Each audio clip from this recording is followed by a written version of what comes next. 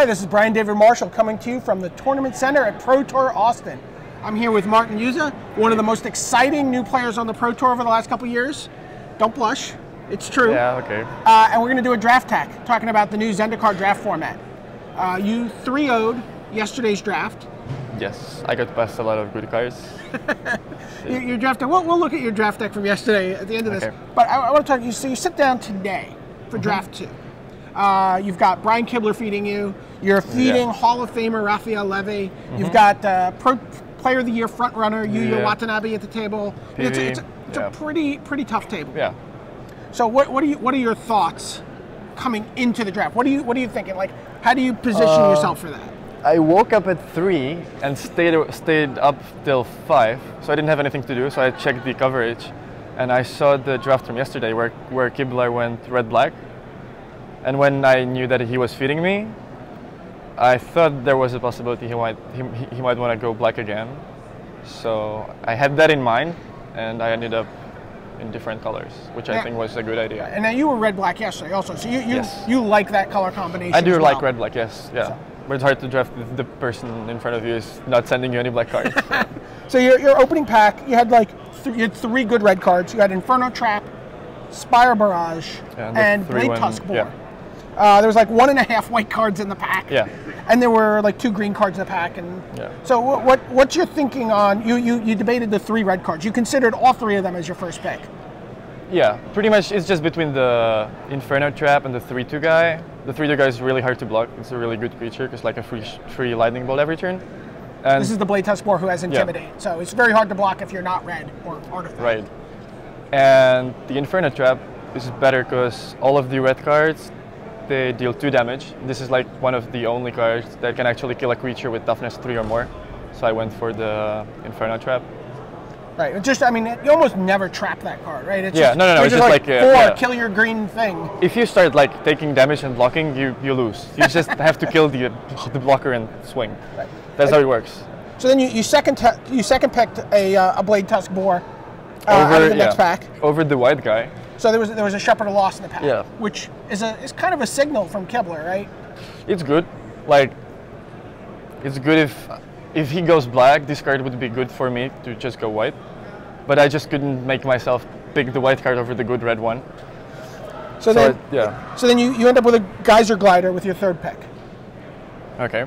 And then 4th pick, it was kind of interesting. What happened there? You even though you've passed the Shepherd of the Lost, you went into white on Core Sanctifiers. 4th pick was a red fetch land and the core Sanctifier. That was hard. Like red fetch land is obviously good if it's in your colors, but at that point it was clear that I didn't see any black cards, and I didn't want to pair the red with either green or blue because those colors really suck. So I just took the white card. I think it was a good decision. So and then talk about how the rest of the draft played out for you. You ended up with 4 Step Links and 4 Core Sanctifiers. What do you like about this deck?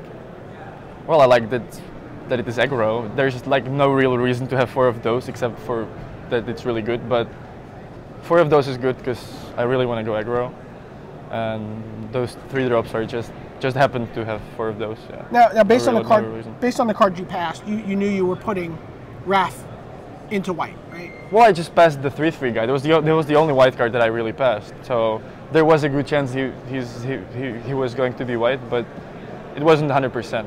Okay. But yeah, he was mono white. So.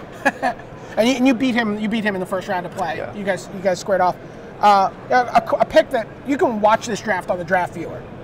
We covered this draft. We entered all the picks. We've entered all the packs. We'll have all the deck lists, and you can sit in Martin's seat and you can see all the decisions he made. One of the decisions, which I think a lot of people will find kind of interesting, is the Eldrazi Monument, which is a card that sucks. Now you think it sucks. I mean, a lot of people think this card's really exciting. I watched Brian Kibler get destroyed by the card in the first round of this draft. You took a Blazing Torch over it, and the card went pretty far around the table. It's not even close. This card is way better.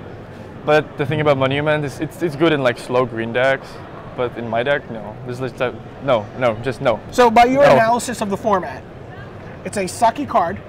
that's really good in the decks featuring sucky colors? No. Yeah. It sucks in an aggro deck, and it's good in slow decks, but slow deck sucks. So yeah. Okay. Talk a little bit about your deck from yesterday. You 3-0. This deck is pretty This good. is okay. It's like a 2-1 deck. deck. You call it a 2-1 deck. Let me show you a little something about what a 3-1 deck looks like. This is what a 3-1 deck looks like. Right? You got some of that. This is a 3-0 deck.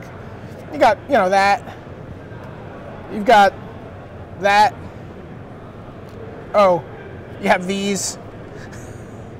Even get a little bonus action. This deck was absurd. Like I don't even care what the rest of these cards are. I mean, yeah. It's not like the rest cards are bad. The rest cards they're are fine. Yeah. They're really good. So you just finished 9th at Grand Prix Melbourne. Yeah, that sucked. So what's the rest of you're chasing the Player of the Year title. You're in Not 6th really. place right now. You're not really chasing. Oh, you're chasing level 8. I just wanted to make level 8, yeah. Okay. But like, no real like big ambitions. Just want to make level 8, and we'll see what happens if things go well. Okay. So are you going to hit all 4 remaining GPs? I do have my ticket to Japan. I actually have my stuff still in Japan because I came here from Japan. So I'm going to Kitakyushu before I go to Tampa, obviously, and then I go back home. Then there's Paris, which I don't even feel like going because there are going to be like 2,000 players. But yeah, I'll go anyway, and then we'll see about Minneapolis. Grand Prix Tampa sounds very interesting to me. You're going to be driving around Florida. It's going to be you, Godinez, Shuhei, and a couple of Kazuya, Japanese players. Yeah. Just driving around, hitting Key West, hitting Miami Beach. Kennedy Space Center, like the National Park, Disneyland, something like that. It's gonna be cool, I guess. How much do you like the whole experience of like seeing the world while you're doing all these events? I hate flying, but I like traveling. Like I hate the act of being on an airplane. Yeah. But I like going to new places, meeting new people. So yeah, it was exciting to go to Australia since it was my first time. But yeah, like 15 hours from Australia to Japan, 15 hours from Japan to the US, then like again going the same way back. That sucks, but it gets a little tiring. But you're doing really well. Good luck the rest of the year. Good luck the rest of the tournament. Hopefully we'll have reason to talk to you again today. I hope so. Signing off for Martin Juza, this is Brian David Marshall at Pro Tour Austin.